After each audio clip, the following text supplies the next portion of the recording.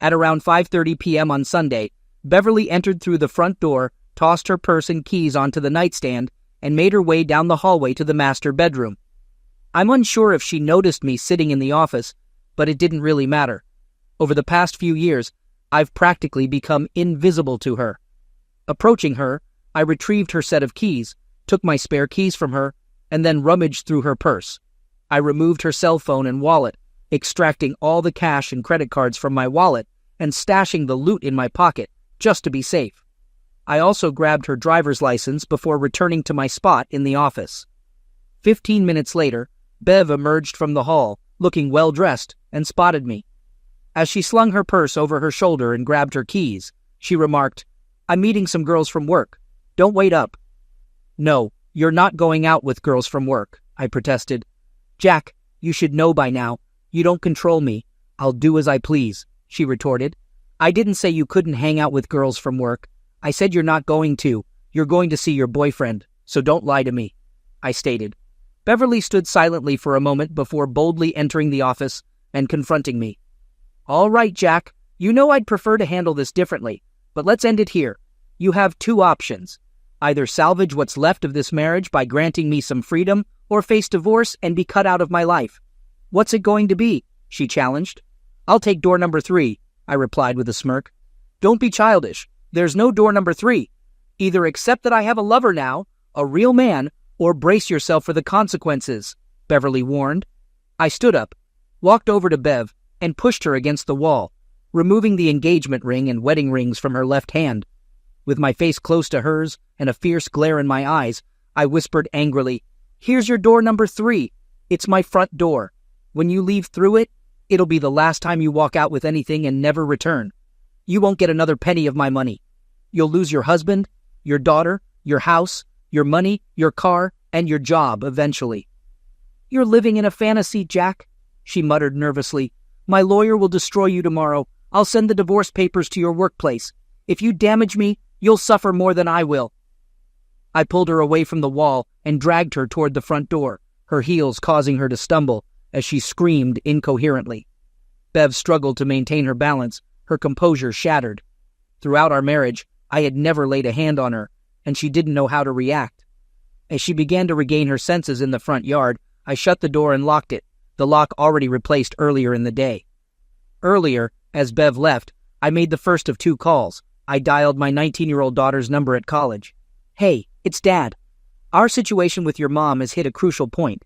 Looks like she'll be moving in with her boyfriend, and I need to talk to you about it.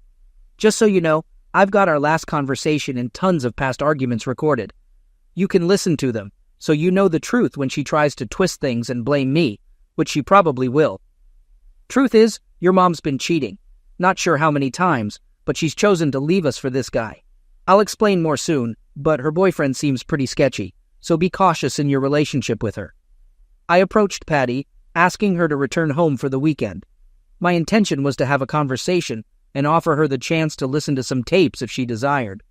Thankfully, Patty agreed to come home on Friday. After sorting that out, I reached out to Martha, our neighbor down the block. "Martha, it's Jack," I said over the phone. "If the offer's still good, I'd like to take you up on it. Could you come over in about an hour?" I kept my explanation brief. I felt it was necessary to confide in Martha. Bev and I had met young, married, and soon had Patty. Things seemed good at the start, but Bev's demeanor changed rapidly. She became grumpy, manipulative, and controlling. I tried my best to keep the peace and make her happy, but it only seemed to make things worse. Looking back, I realized I contributed to my own suffering by constantly trying to please her. Now in our 40s, our lives were a mess. It wasn't long before I discovered Bev's affair with a man named Sylvester, known as Sly, who had a violent past. The realization that our marriage was beyond repair brought me a sense of relief, and I began planning my next steps. "I've heard stories where the husband takes half the money," I continued, "but not me. I took every penny I could find, including all the cash in the house. I changed the locks and planned to provoke Bev as much as possible. I knew her well enough to anticipate her reactions. She's dangerous in many ways, but this time she'd be a danger to herself, too." In fact, my planning had started long before I discovered Bev's affair. For years I had been discreetly recording our arguments. Bev thought the device I always carried with me was a simple MP3 player, but in reality, I was building a library of her outbursts to document her behavior. I knew no one would believe my stories unless I had proof, as she only mistreated me behind closed doors. I wanted to be able to share my experiences with everyone, including Patty, to reveal Bev's true nature. On the Monday following our Sunday argument, I hosted a gathering in the company break room. A prominent banner declared "Happy Divorce" overhead. With cake and ice cream at the ready, I eagerly anticipated the arrival of the process server. Fortunately, it was a pleasantly plump girl handling the task. Numerous photos were snapped as my co-workers and I celebrated the receipt of our divorce papers. I even took a picture while accepting the papers, planting a kiss on the server girl's cheek as she sported a festive hat. In another snapshot, I playfully fed her cake, both of us grinning. After the festivities, I emailed the photos to Bev, along with others from the party. Among them were shots of myself and Martha, my roommate, lounging in bed with sheets drawn up, smiling broadly. I hoped Bev would notice her wedding rings adorning Martha's left hand resting on my chest. An hour later, I received an angry call. "You scoundrel! My lawyer will tear you apart after seeing these photos. What a foolish move." "Hardly, Bev. There's nothing inappropriate in these images. No nudity, just pranks between neighbors. Just light-hearted pictures," I countered. "We'll address this later, Jack. I'll swing by the house this evening to retrieve some belongings. It might be best if you're not there." "If I'm absent, you won't gain entry. All locks have been changed. If you need anything, be there well before 6:45. Martha and I have plans at 7 o'clock, and I'd rather not be late." Last night marked the most satisfying closeness I've experienced, and tonight promises to be even better. With that, I ended the call and ignored her subsequent 5 attempts. While I haven't answered all her calls since, I have listened to every message. Unlike other men in similar situations, there was a good chance Bev might slip up or accidentally reveal a secret in her angry messages. And indeed, she did divulge herself several times in the following weeks. At 4:30 that day, I drove to Bev's workplace parking lot, aiming to arrive before the evening rush. Confirming the absence of security cameras, what I had to do would be swift. Pulling up beside Bev's car, I circled around her, using wire cutters to sever the valve stems on all her tires. Oh, she'd certainly be enraged. And there'd be no fixing them in time to make it home by 6:45. However, it was around 6:35 when she appeared. Evidently, she'd been out with someone, desperate to return home. Having seen receipts for clothing she hadn't brought home, I knew she must have had plenty stashed at her lover's. She must have wanted something else. Slipping out the back door, I hurried to Martha's house, leaving Bev pounding on the front door and shouting. Upon my return that evening, I found my front window shattered, blood splattered around it. After reviewing the porch security footage, I called the police. The video depicted Bev smashing the window with a tire iron, her threats to harm me echoing clear. Unfortunately for her, the lock I'd installed required a key from both sides. As she recoiled, she sliced her forearm deeply, inciting more screams and threats. I promptly reported the incident, and an officer guided me through filing a restraining order. The next morning, Bev was served with papers forbidding her from coming within 500 feet of me or our home. To say she was livid would be an understatement. "What in the world are you doing, idiot?" kicked off her next call, filled with fury and renewed threats. I meticulously recorded the entire conversation. A few hours later, after she had calmed down a bit, she called again. This time, she mentioned sending her friend Lindsay to retrieve some of her belongings that evening.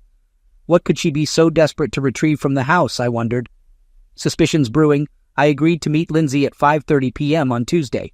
To prepare, I left work a bit early to set up a video camera in my bedroom, with a monitor discreetly installed in my office. Lindsay arrived promptly, and I greeted her warmly. While she packed some clothes into 2 black plastic trash bags, I sat on the bed, observing. Lindsay looked at me nervously, and then requested water from the kitchen. I smiled and left.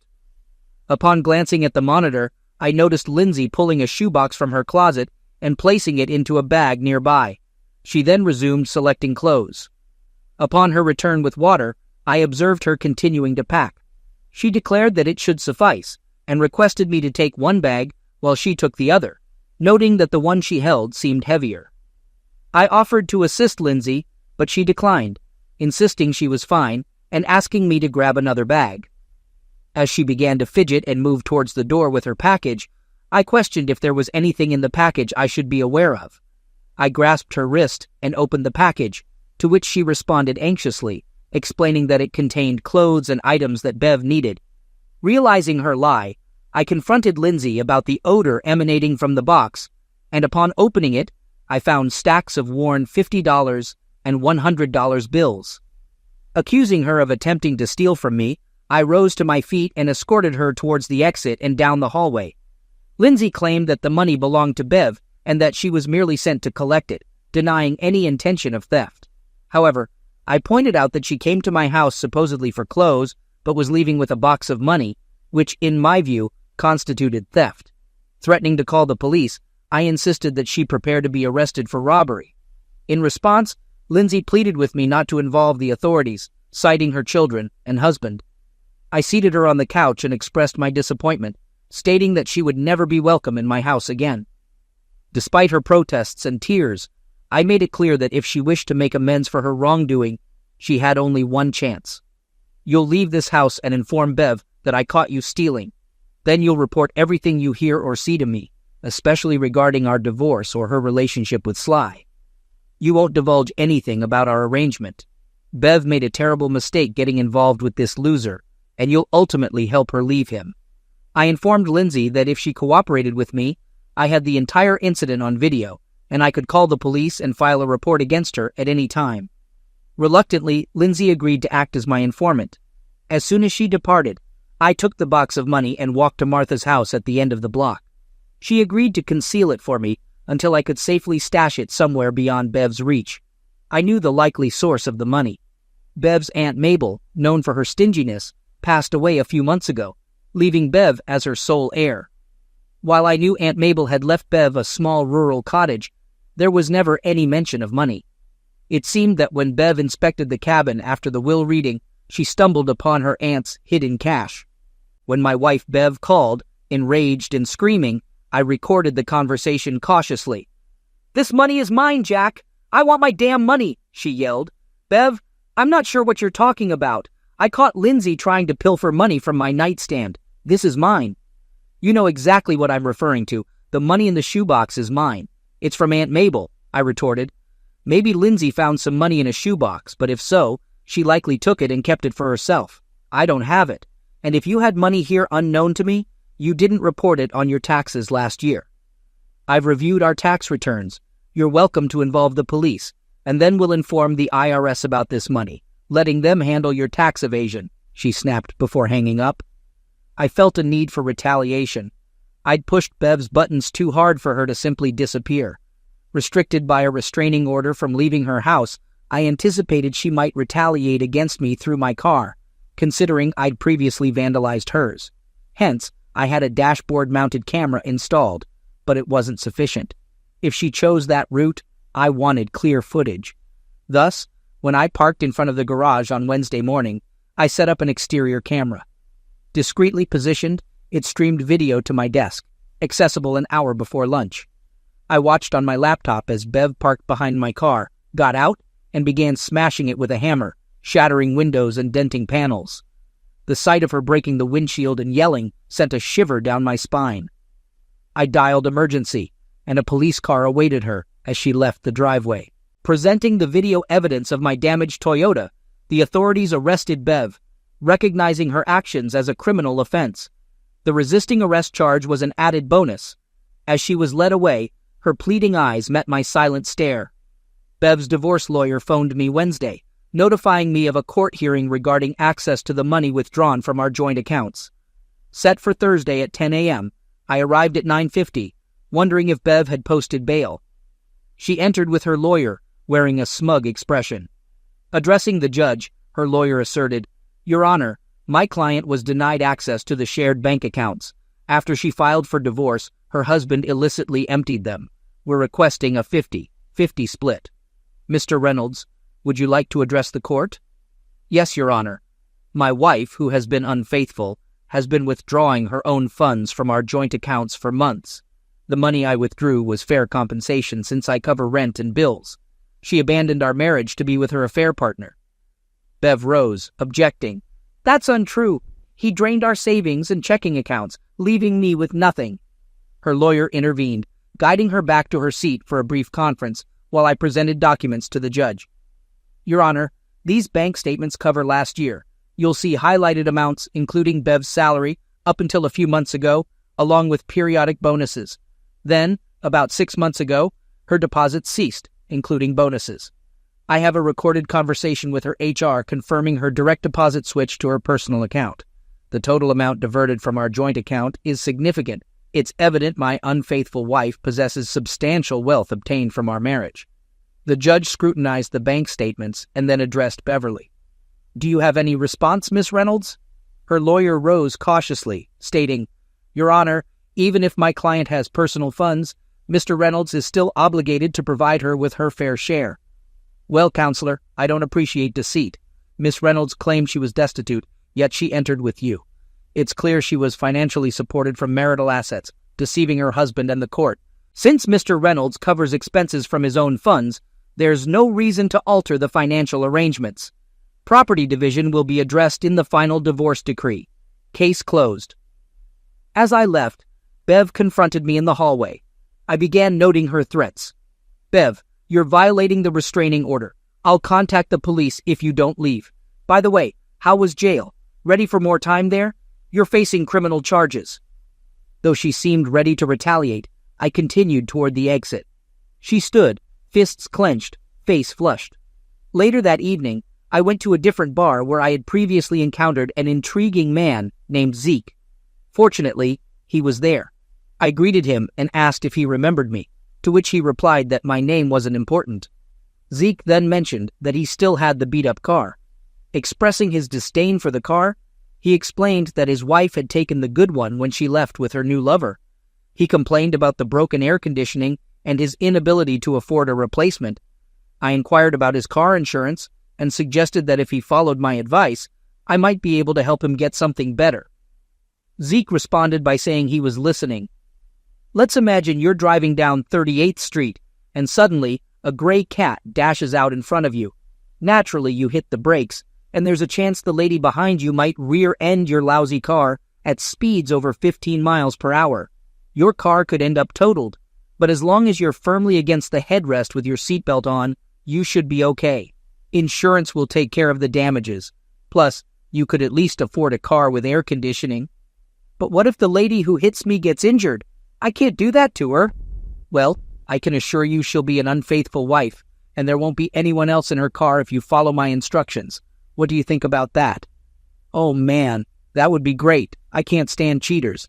And I definitely need to get rid of this car.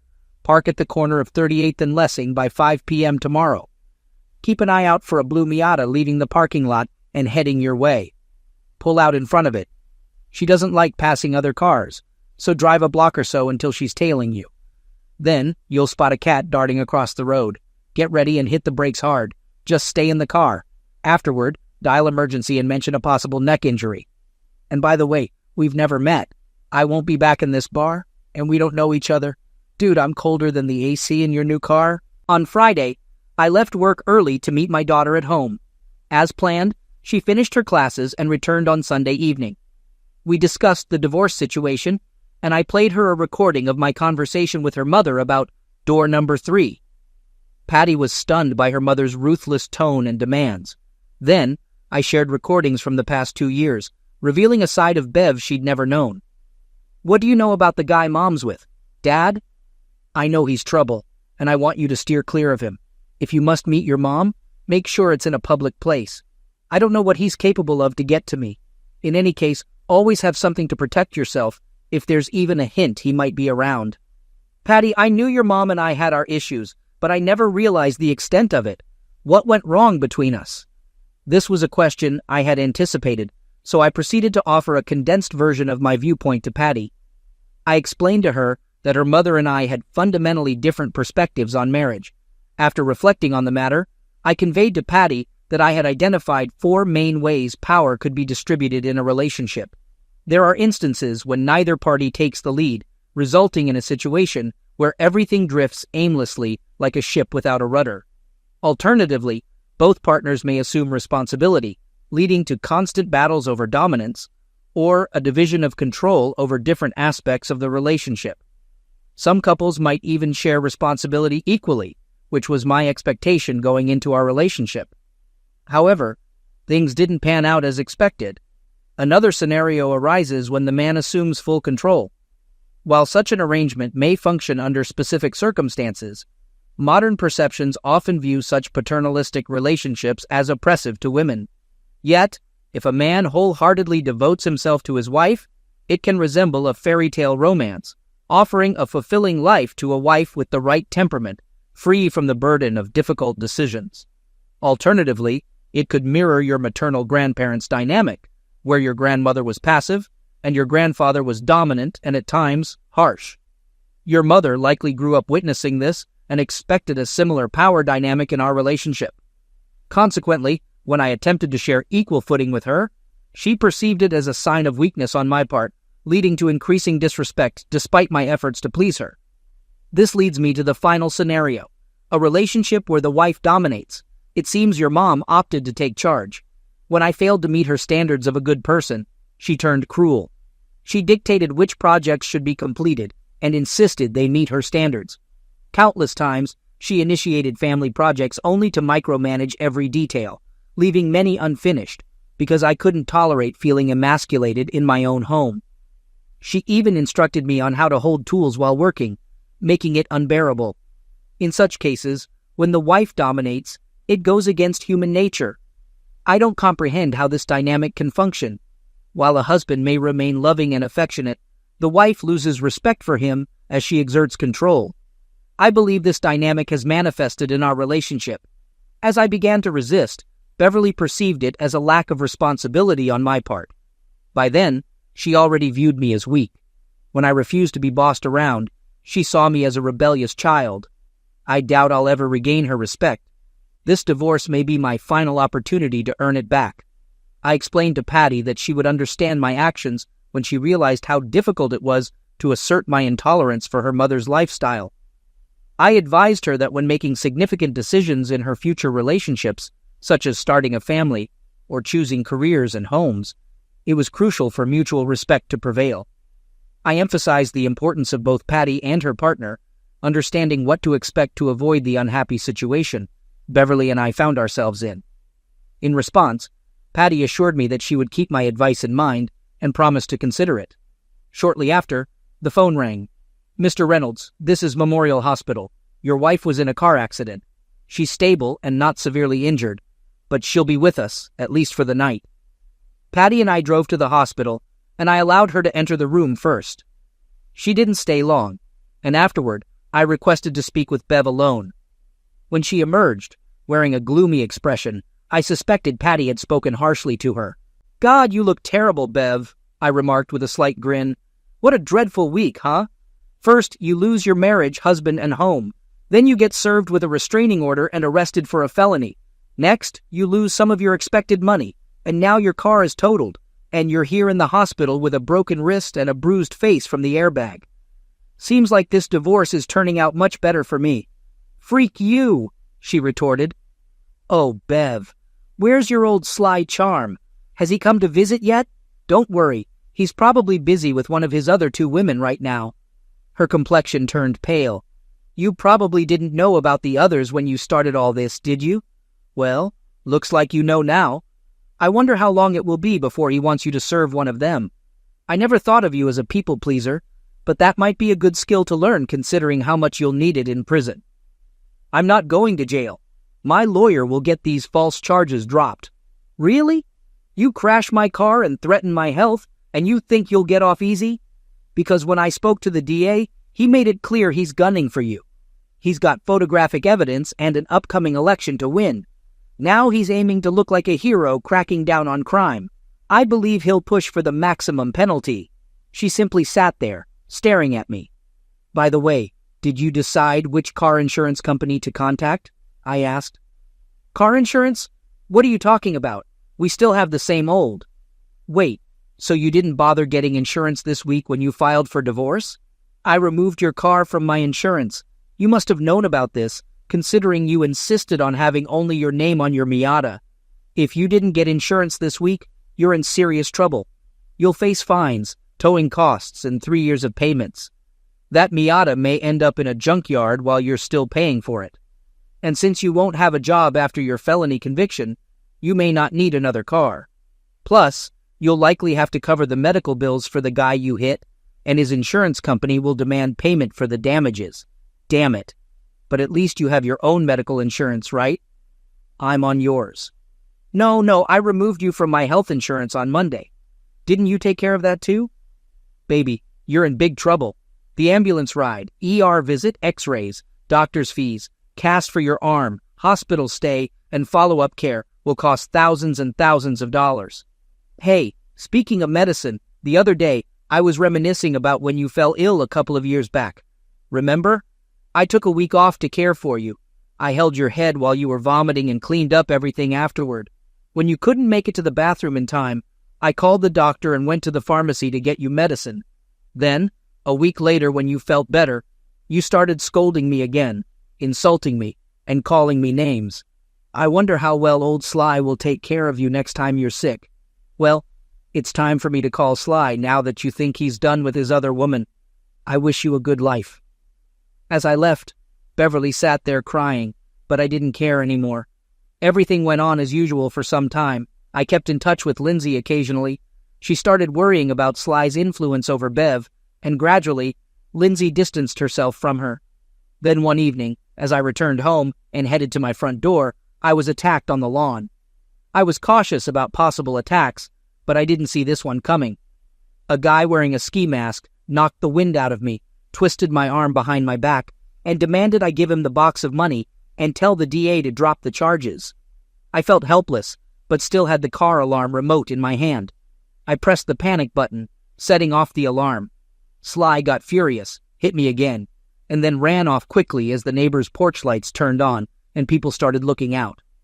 I yelled for someone to call emergency, and a police officer arrived a few minutes later. I wasn't injured enough for an ambulance, and Sly was long gone. None of my neighbors could identify him, so he escaped punishment for the attack. An even bigger shock came when I told my daughter about it the next day. Dad, I didn't want to tell you, but I also had an encounter with Sly. Mom called me to talk. I agreed, but insisted we meet away from his apartment. She asked me to pick her up, but when I arrived, she sat me down on their couch. Then Sly came out and talked to me. He said since Mom wasn't coping well with her injuries in bed, I would have to tend to his needs. He claimed she owed him, and I would have to pay for it. I looked at my mother, and she just stared at the floor without saying anything. Sly told me to make her comply. Mom looked at me and pleaded, saying, "Please, baby, stay with him. It won't be that bad, and I really need you to do this for me." He then approached me, grabbed my wrist, and tried to force me to stand up, saying we were going to the bedroom. With my right hand on the pepper spray in my purse, I sprayed it in his face when he pulled me away. He screamed, grabbed his face, and I grabbed my purse, attempting to pull my mother out the door, but she resisted and went toward him. I yelled at her to come with me, but she chose to assist him in the bathroom, so I left. I can't believe my own mom tried to set me up with that idiot. I don't know if I can ever forgive her for this. I was boiling with anger, like any father in my situation. Contemplating my Beretta in the bedroom, I almost reached for it. After a while, my daughter reassured me, confirming she wasn't damaged, and advised me to consider the future. I made Patty promise not to walk alone until after the trial and always to have protection with her. She agreed to only date fellow students and never be alone in public. Gradually, I regained my composure. Sly urged me to talk to the DA, but he didn't anticipate the conversation I had. I presented a recording of my daughter discussing Sly and reminded him of Sly's attack on me. The DA inquired if I'd consider leniency toward Bev or dropping the charges. Absolutely not. I insisted on seeking the maximum penalty. Bev is under the control of this manipulative person, and separating them is the only way to help her. A stint in prison might straighten her out. The district attorney agreed, and the trial proceeded. I felt fairly confident at home and work, but there were moments of vulnerability, especially when entering or leaving the garage. However, I was cautious during my commute. Our house sits about 10 miles down the ranch road, with only one turnoff in the next 15 miles. I was well aware of other potential danger zones. During the long drive home, I always had my Beretta with me. One evening, a few days before Bev's trial, I noticed headlights of a pickup truck behind me about 2 miles from home, sending shivers down my spine. Soon, it was tailgating me aggressively, just 20 feet from my rear bumper, going 55 miles per hour. I called emergency on my phone and activated the voice recorder. As I accelerated to 70 miles per hour, the pickup kept pace. Frantically, I requested the emergency operator to contact the detective investigating my assault. The truck continued to tail me for another 5 miles as I narrated the situation. With the pistol lying next to me, I prepared for potential danger. As I approached a bridge spanning a small creek bed, I suspected the driver would attempt to force me off the road. Approaching the bridge, about 100 yards away, the pickup accelerated, indicating its intent to force me off the road. I briefly glimpsed Bev's face in the passenger seat as it pulled up beside me. I braked sharply, causing the car to skid, but maintaining control. Although the truck stopped ahead of me, my quick braking prevented a collision.